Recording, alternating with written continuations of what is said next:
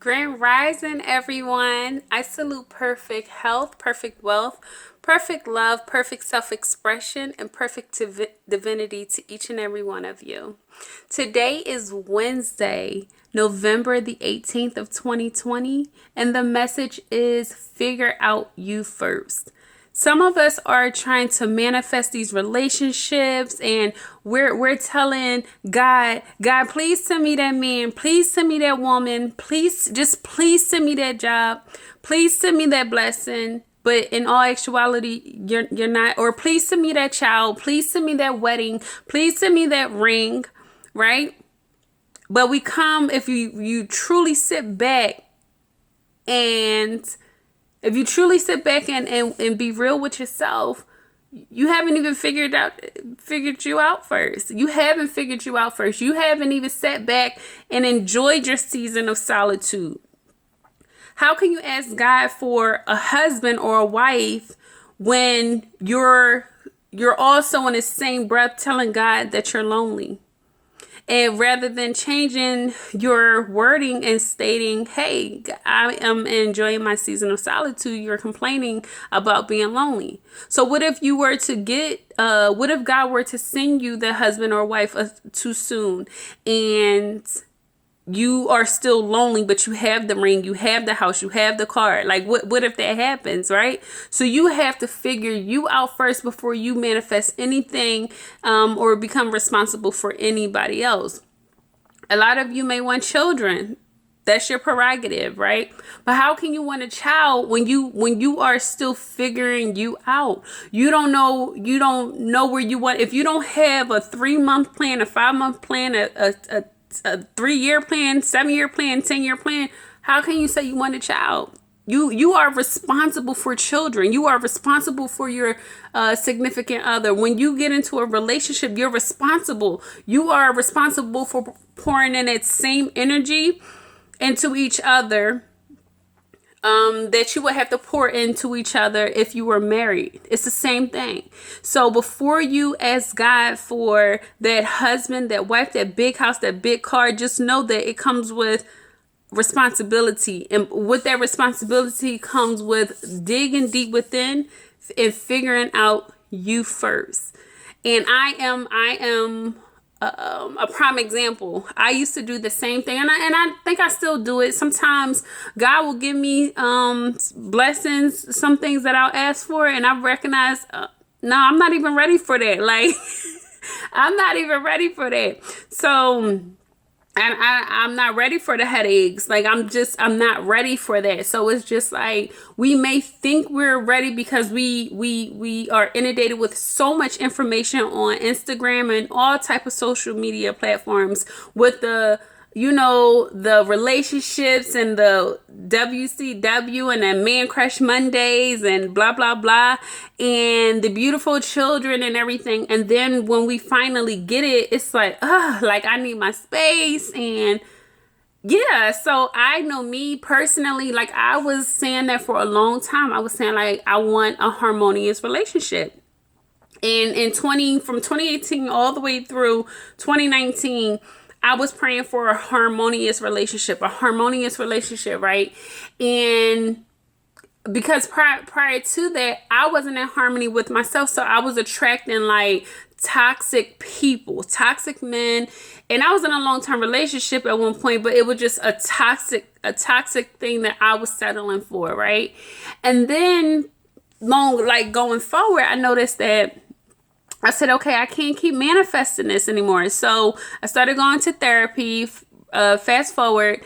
And I would say to my therapist, I'm lonely. And she would say, well, SHIESHA, if you're lonely, don't say that you're lonely. Say that you're embracing your season of solitude. And it took me a long time to change my wording, change my self-expression to match that of the harmony that I wish to attract. So I stopped saying that I was lonely, and I started to date myself. I started to figure out SHIESHA first, and I started to date myself. I started to take myself out on dates. I would drive when I lived in Pensacola, Florida. I would drive from Pensacola all the way to Atlanta, and I would date myself, take myself to a nice hotel, a 5-star restaurant. I would date me first.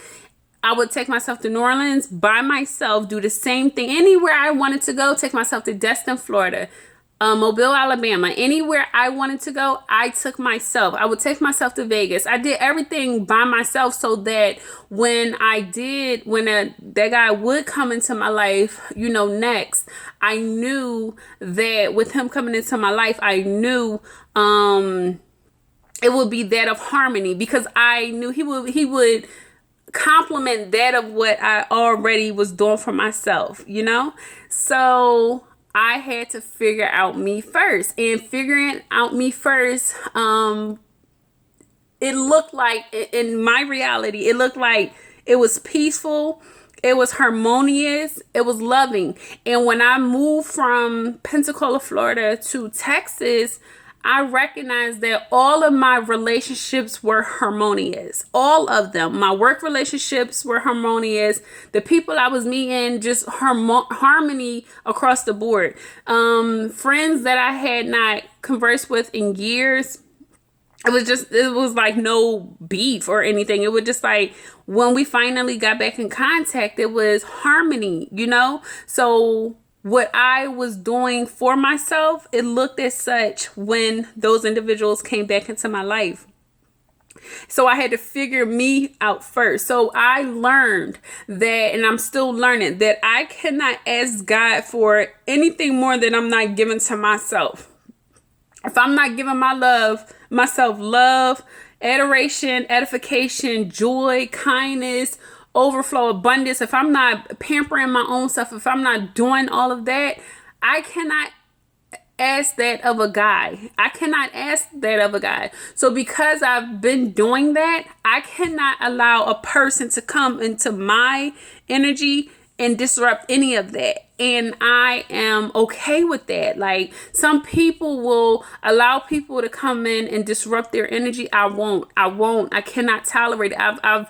I've been on this healing journey for 2.5 years, y'all.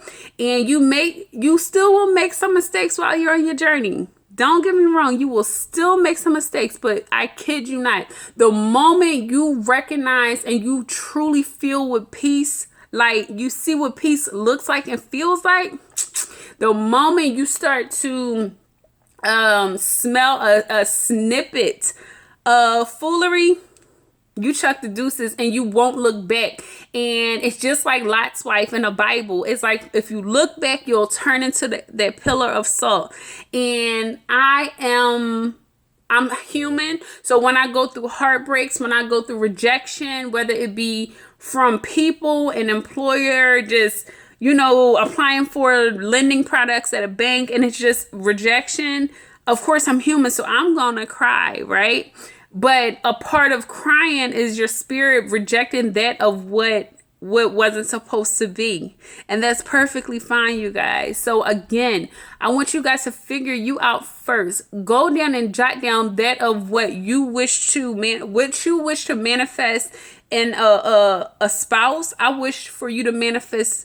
Oh my gosh, I cannot speak today. I wish for you to manifest those desires within your heart today, you guys. Okay. So once again, I want you to figure out you first. I hope you guys stay empowered, inspired, encouraged, illuminated, enlightened, and uplifted. And if it's in God's will, I shall see you guys tomorrow. I love you.